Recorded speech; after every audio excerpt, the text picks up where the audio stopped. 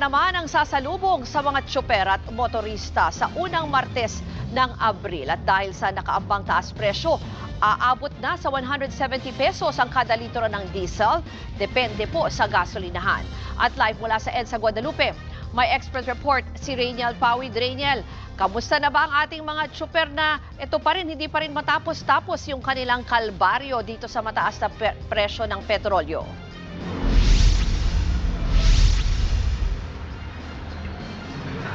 Ruth, no choice na nga yung ilang mga tsoper dahil kung hindi sila magpapagasolina ngayon ay mas mataas pa nga yung price projection na 170 pesos per liter.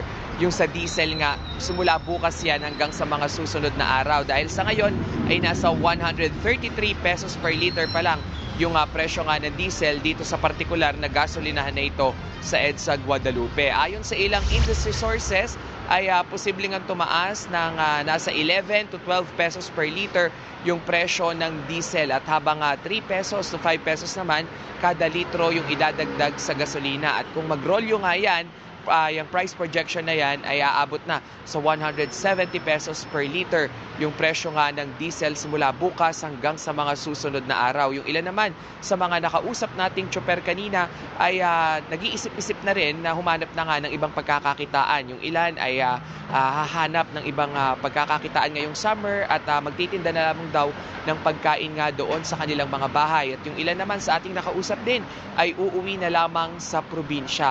Yung iba naman sa mga tsoper nga na nandito ay binigyan na lamang ng libreng ulam at pagkain nga nitong isang commuters group doon naman sa Maynila. Pakinggan natin yung pahayag ng mga tsoper at ng itong commuters group na ito. Malamang to, baka magtinda na lang muna kami ng asawa ko ng palamig sa bahay.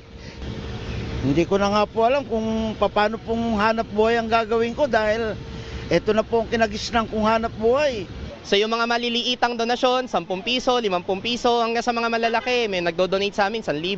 Yun yung inipon namin, no, para makapaglunsad nitong kusina.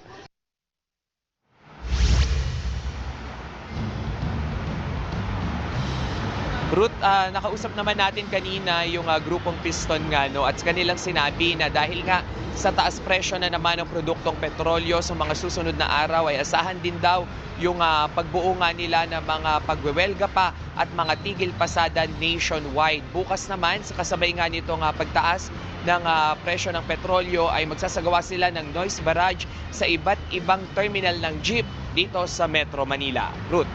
Rainiel, gusto ko lang malaman kung nakaikot ka na at may mga pila na ba ngayon sa mga gasolinahan bago nga ipatupad itong bagong taas presyo bukas?